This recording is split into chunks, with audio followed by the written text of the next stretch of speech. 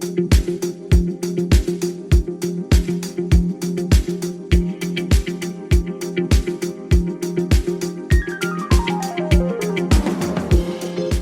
to the AI Debrief from Higher Intelligence. As part of my show, I'd like to come and unpack a technical term that is presented in one of our shows or is dominating the AI community. And today, that conversation, it's AI skills. For the past 2 years, the AI conversation was dominated by models, how big they are, how smarter they are, or how multimodal they are. But this year, we've seen a conversation shift. The AI community is obsessed with skills. Not because models stop improving, but because we realize the models do not create outcomes. And the game of AI is won by outcomes. And we've seen that it is through the lens of skills, AI skills, that intelligence starts becoming work. Now, this shift and this conversation in a way is structured by 3 shifts. This happened faster than we predicted. And together, they fundamentally are changing how we think and build AI. So let's look at these 3 shifts. Number 1, models commoditize faster than expected. When everyone has access to these strong reasoning models, this new version of AI that we've been seeing for the past year, it advances at a faster pace.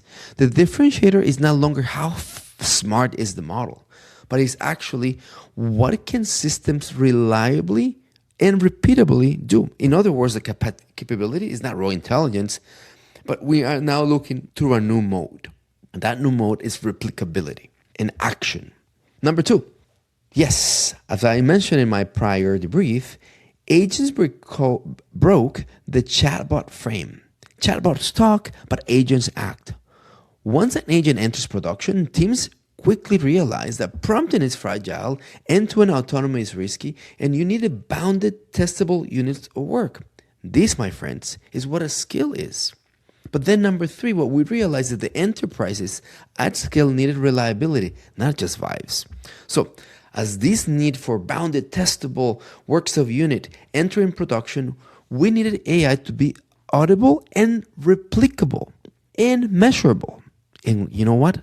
Upgradable. That, again, is a skill that allows agents to act, replicate, measure, and be accountable towards a consistent outcome. Think about skills in agents as APIs were to software back in the past 10 years. So let's put it all together. What are skills actually? Skills, it's a bounded, reusable capability that an AI agent can invoke to reproduce a specific task under defined constraints. It's not only a prompt. It's not a chatbot conversation. It's an operational capability. It's structured, boundaried, and measurable through an outcome. So let's look at these 5 inputs or requirements for a skill to operate. It's purpose bound. It does one thing, and it does it really well. It's context aware. It knows how to do that thing in the context in which it's presented. It's bounded. It has an input and an output, and is defined and is structured. It can be evaluated. You test it, and you know if it worked well, and you know if it did not. And last but not least, really important, is composable. It can be chained, aggregated, and sequenced against other skills. All right, let's see this in action. Let me give you 4 examples that would probably paint the color of what a skill is. These are not hypothetical. They're actually being built across some of the things that we're doing in Element and through our AI practice. Number 1, meeting transcripts, specifically generating decisions and actions. So yes, you can come and summarize a transcript and generate some type of action items. But in this case, the skill is that automatically distills an hour-long recording into structured summaries, knowing the output, the template that we want, and automatically assigns to owners with deadlines. That is a skill. A second skill that we can have is, through the lens of CRM information, is scanning unstructured notes on relationship, on churn and sentiment, and creating escalation triggers across accounts. Number 3, think about generating complaint output emails. What we need to do is have a skill that drafts personalized outreach content that adheres to brand guidelines, some type of regulation requirements, or tone standards. These outputs are always consistent and repeatable.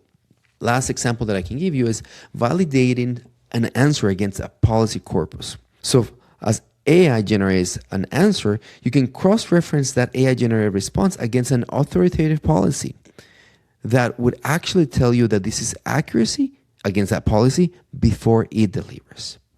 Now, why skills matter more than models? I had mentioned that what we realize in AI is that the outcome, it's how we win in AI. But what we know is that outcomes require execution. And you know what executions are driving on? Skills. Models reason, skill executes, and as I said before, the outcomes require execution. So without skills, what is happening is agents hallucinate. Systems become fragile, trust is eroding, and humans re-enter the loop often. With the construction of skills, and that why everyone is obsessed with the skills, is that now AI becomes an operating labor unit of work. It's reliable. It's a time to value generator and accelerator. And humans shifts from human in the loop to supervision and strategy. And this is why, again, the AI community has moved here. And it is the difference between AI demos and really AI touching on workforces. Now, let's bring this to our sector. How do skills apply to higher education? This is the beautiful thing, my friends. Higher education is actually a perfect skills environment. Because why? Work is repetitive, but contextual. Processes are rule heavy. Data is fragmented across structures, and humans' trust matters deeply. The opportunity isn't to build campus bots. What I'm saying is that the opportunity is to build campus skills that reliably execute the work institutions do thousands of times each semester or term. So, 4 examples of how skills can be seen across campus. Let's look at them through the lens of being boundable, testable, and they will resonate against functional areas in our institutions. Number 1, in admissions and enrollment. A skill could be application completeness checks, evaluation of transcripts against a rubric, yield risk scoring, or perhaps personalized follow-ups as a draft. As we move into the sector of marketing or engagement, a skill could be a campaign audience segmentation, personalization message by student profiles, or perhaps some channel performance summarization. Within the student success domain, of course, a skill could be the creation of a risk detection through data from an LMS or a CRM, case management summarization for advisors, resource recommendation matching, or perhaps an intervention follow-up and tracking. And again, for operations and admin, the opportunity is to look at policy and interpretation, skills against case routing, audit-ready documentation, or data reconciliation.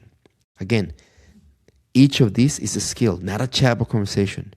It has an input, a defined output, and a measurable success criteria. So my friends, to summarize, skills are around us. And it's a way to look at AI as being repeatable, replicable, and approximating work. But the work that we see is that it's a journey of individual skills that autonomously are sequential and not optional. In each of these phases, whether it's individual, co-pilot, or sequence composition, it can get us into this idea of supervised intelligence workforce. Yes, how we're thinking about autonomous agents. To summarize, the AI community isn't obsessed with skills by accident. What it has learned the hard way is that intelligence without structure doesn't scale. And autonomy without boundaries does not build trust. And that has been a hard lesson. We need scalability and we need to build trust. Models without skills do not deliver value. But models with skills do deliver value. So skills is how AI is becoming real work. And in higher education, which is repeatable, a process that is rule heavy and deep into human trust, probably one of the best places to apply them. So the question I have for you as I summarize is whether you're adopting AI skills or whether you're leading them and following them. Thanks for joining. We'll see you in the next debrief.